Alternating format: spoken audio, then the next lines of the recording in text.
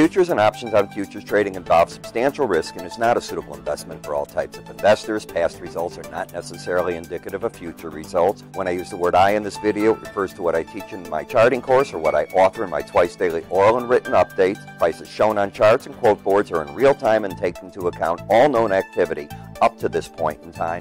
And if you'd like to read more of this disclaimer, simply hit the pause key on your video player. Good morning. Ira Epstein of Lynn & Associates with your Friday morning flash video.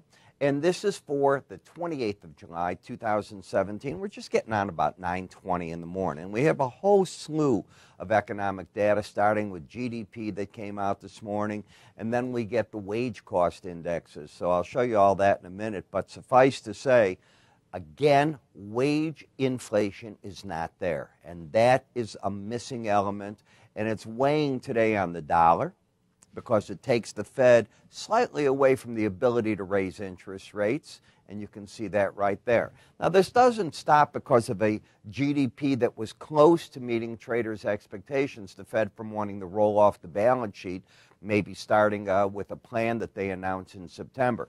I doubt that they're going to start the roll in September, but I think they're going to announce their plan in September. We're also getting continued rallies in all of the energy markets and in the crude. Are we going to be able to get back up into those trade top areas that we talked about of the $52 area? Don't know. I still think the hedgers are showing up here in a graduated manner, but that's what I expect is going on. In the grain markets, obviously, you have another weekend, and that means another flip the coin. What does it do on Sunday night? Too much rain, not enough rain. Heat coming back in the forecast, no heat coming back in the forecast. It's a hard market in summer markets at this time of the year because of we're just past the corn pollination, but soybeans are yet to be, they've got their blooms going, and we've got to see where we're going with that. Wheat harvests are all wrapping up now, so we'll see what that means too.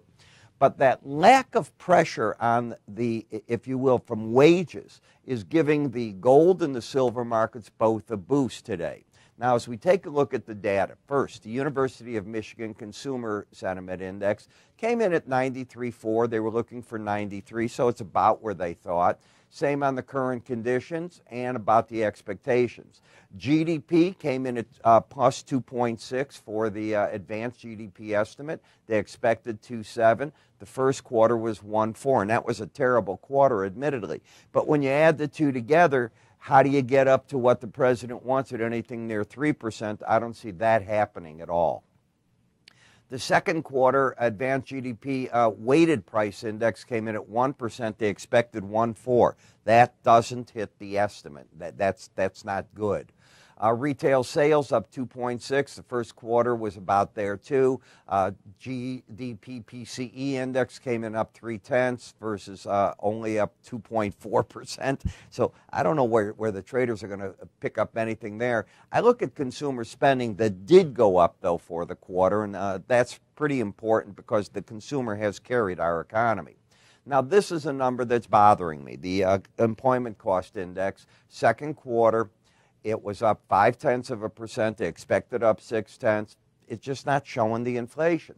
Where they're getting good news is in Japan. Their CPI rose 0.4%, and that was in line with expectations, but they're spending again. June spending was higher by 2.3%. They only expected up 0.5, so that was a good number. Germany's preliminary CPI was up 0.4 month to month, better than the 2% rise they were looking for. And CPI year over year came in up 1.7% higher, better than the 1.5% forecast. France, they fell, down 0.8 from May's level. It had been expected to fall only 0.5, so that is a big setback right there. When we come over to the Eurozone as a whole, their industrial confidence index unchanged at 4.5. Their July consumer confidence falls, though, to 1.7 from 1.3. And today, finally, Mr. Putin pulled the plug. 700 of our diplomats are being given the boot. And guess what? We're holding 2 properties. You can count on it. They call them cottages. What they are is intelligence gathering homes. That's really, they're complexes. And what they're doing is they're taking those over right now. So tit for tat, Cold War starting all over again. You know that the president's going to get the sanctions bill on Iran, North Korea, and Russia all thrown on his desk because of the overwhelming support in the Senate and the House for it. Does he dare veto it? If he does, well, maybe he leaves his door open that Mr. Putin realizes that the president didn't want to do it, so the veto gets override, and the president gets cover on it, leaving a door open there. It might be a good political move for him to do.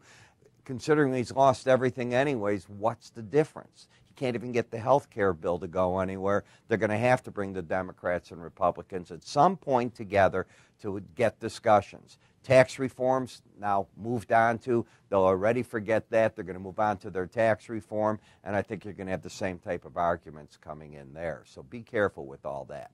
Modern Trader.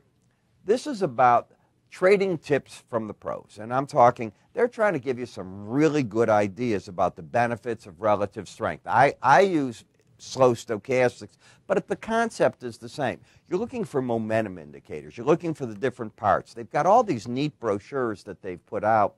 You get them free by calling us or going to our website. You'll see this one listed, Technical Trading Tips from the Pros. You can also get it by just clicking up here. If you're watching me on YouTube, you'll see an icon, or underneath us on a number of websites it says, click here for Ira's free information.